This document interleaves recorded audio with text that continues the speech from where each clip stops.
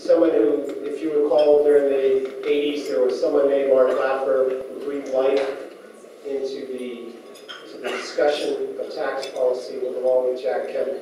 I think in this decade, the name that will rival that and breathe life back into the discussion is Travis Brown.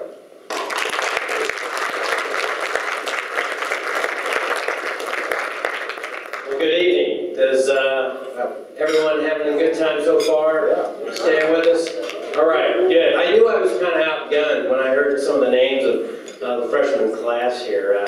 How can you compete with a guy named Rocky Chavez? And then I really knew the guy that's coming up here, who's not an elected official, but better yet, a spouse of an elected official.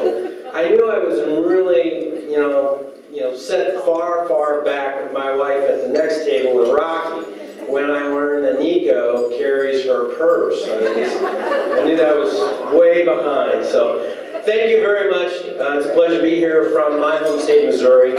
I hope to reinforce 4 key points around some local data that may interest all of you. First, that America is still the land of great production. 2, that however, when the price of work is raised, you will tend to see less of it. And 3, that communities that don't grow when you produce less work, have negative results. And 4, that America still depends on California's hard work in order to shine. So tonight we hope to put some local data behind your intuitive understanding that those incentives really do matter. If you think incentives don't matter, then I want you to try comparing a wedding reception with a cash bar versus one with an open bar. Which one will be more expensive? And if you look at this from a perspective of a young graduate, I want you to consider potentially 2 cousins who are the same age, that they are both interested, ironically, in the same career as local community pharmacists. And let's imagine that they graduate college at the same time. One pharmacist moves to Reno to start their career, and the other stays here in Sacramento. Because of the different prices on work placed in the form of taxes, their lifetime earning potential, represented over here, is very different. You're looking at the red line versus the green line. And when you consider the differences between those lines compounded over a generation of their opportunity, you're talking about everything from initially paying off your student debt and then going to that first down payment on the home and then continuing on potentially for your future children tuition and a number of other payments. And when you see the story of Chuck and others that have moved and realized this, I meet people every week who come up and say, your data is illustrated by my life. I have saved enough to put my kids through college. I've bettered myself in a number of ways. So has anyone wondered where everyone from Los Angeles County, California has gone? Well, it turns out we have an app for that, and it's at howmoneywalks.com. But why do these communities tend to ignore or even deny that this outflow of people and their work is leaving? Now, we cover this when we think there's at least several plausible reasons. And let's start with the perception that, like death, taxes are a certainty that most of us feel that we can't change. So many of us remain what I call rationally ignorant of how different the price of work can be between, say, Riverside and Las Vegas. But make no mistake, this passive distance from the taxes you pay is no accident. Did anyone host a meetup party for the 100th birthday of federal income tax? Doubtful. Does anyone know of a Google Hangout for shared sacrifices made today or any other day, unless you happen to be drawing a paycheck from the government? Because most taxpayers prefer not to be reminded every week of how much that Mr. FICA takes, our sensitivity to income taxes is usually lower than those paying a lump sum property tax bill. However, if I were to crowdsource the best price of gas to be found within Central Valley, many of you would nail it within a penny in seconds. So what we learn is what we see frequent becomes familiar. And what is unpleasant and relatively infrequent, we try hard to forget. Now, there are several reasons why 9 out of 10 Americans have quickly adopted a tax advisor to do their taxes or a spouse or someone with the right software. And as Congressman Camp, chairman of the U.S. Ways and Means Committee, likes to remind us, our federal tax code is 10 times larger than the Bible, with none of its good news. The emotional desire to ignore our tax code is a very reasonable response, considering the likelihood of more pain than gain. However, what we cannot ignore are the harmful impacts upon our working families and their bad policies that those things impose. So delegating our tax forms to others is yet another great invention born from, ironically, free consumer choices. Because we all live in a civil society where the rule of law applies, on this very day, there were more folks playing Angry Birds than TurboTax on their computers. But the majority of our U.S. economy, 70% of our gross domestic product, comes from you, consumer spending. And therefore, by observing what consumers are buying more or less of, we can see our own economic futures and see where they're headed. Which brings me to what you like and don't like, right? Every year, millions of Americans are voting with their feet and their pocketbook. Societies equal to the famed Facebook like button would be comparing how many people are flocking or fleeing from your neighborhood, right? So thanks to the Internal Revenue Service and U.S. Census Bureau, we now have 15 years of understanding what consumers like about where they work or live. Our How Money Walks app can give you this data in the palm of your hand for every county in America in less than a minute. Tonight we're urging you to take the taxpayer's equivalent to the Geico Challenge. If just 15 minutes can save you 20% or more on your car insurance, then imagine how just 3 minutes on your How Money Walks app could save you thousands off your next move. So our analysis shows that taxpayers flock to states without a personal income tax. And of those, there are 9, as has been mentioned. Collectively, they garner over $146 billion as a group. We also compared the 9 states with the highest personal income tax rate and personal income tax per capita burden, and you see collectively that they lose as a group at least over $100 or $120 billion as well. So let's talk about the Golden State. Our data shows that, according to the IRS, that you have lost nearly $32 billion in adjusted gross income, net of all transfers from 1995 to 2010. Looking at this by people moves, this is enough people to fill Candlestick Park at least 4 times.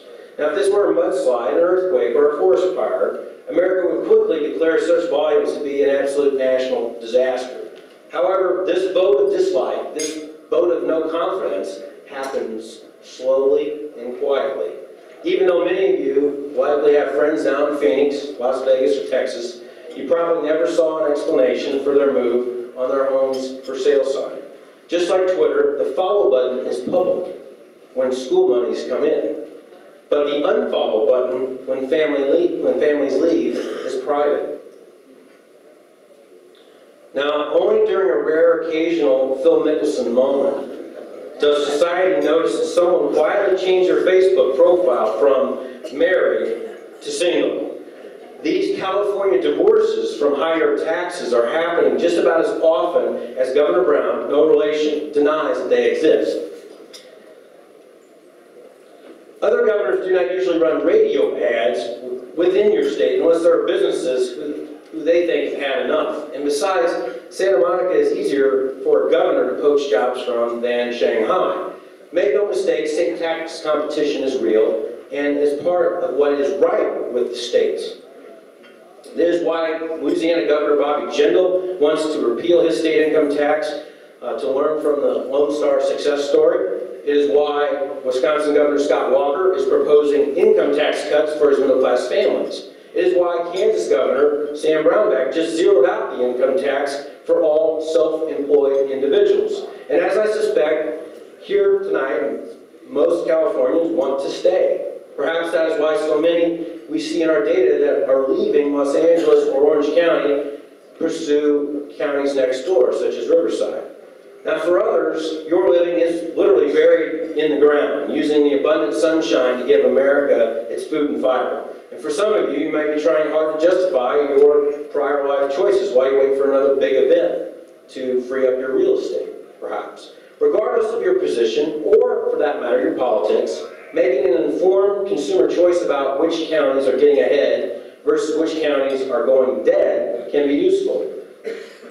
So with that, we consider all the counties that are pictured here. And unfortunately, nearly 2/3 of the counties that make up your state are reporting a net loss of adjusted gross income.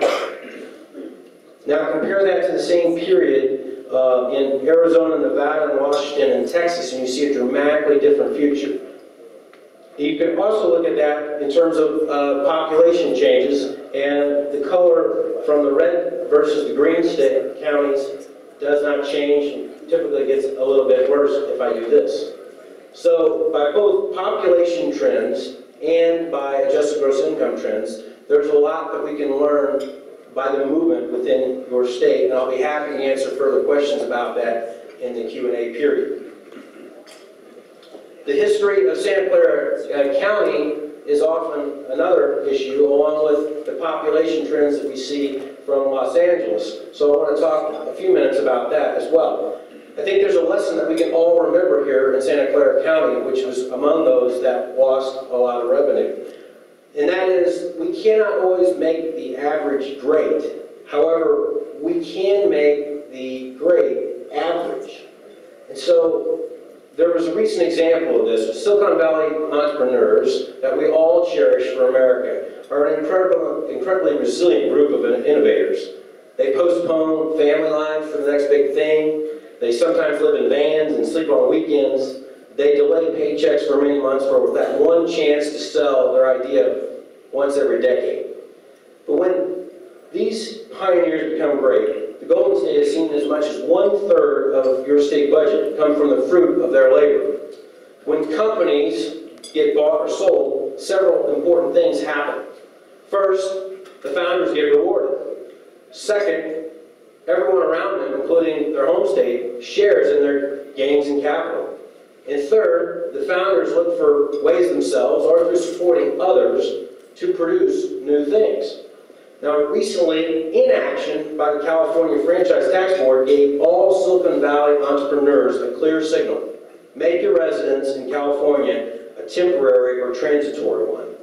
Now, the FTB's failure to act, which is codified by their recent notice, grabbed the attention of some of the best global innovators. The threat is that the FTB, responsible for taxing all of your residents and part-time residents, will retroactively disallow the exclusion or deferral gains under the state's qualified small business stock statute for anybody that had sold a business since January 2008.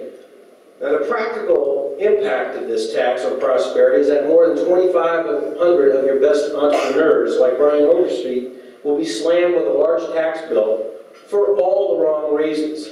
So under California regulation, it takes 13 pages of guidelines to determine your resident status, even after you have left. The FTB prescribes a safe harbor from your taxing powers as 546 consecutive days, unless you expect to be making more than $200,000 and you think your primary purpose in moving is so to avoid paying state income tax.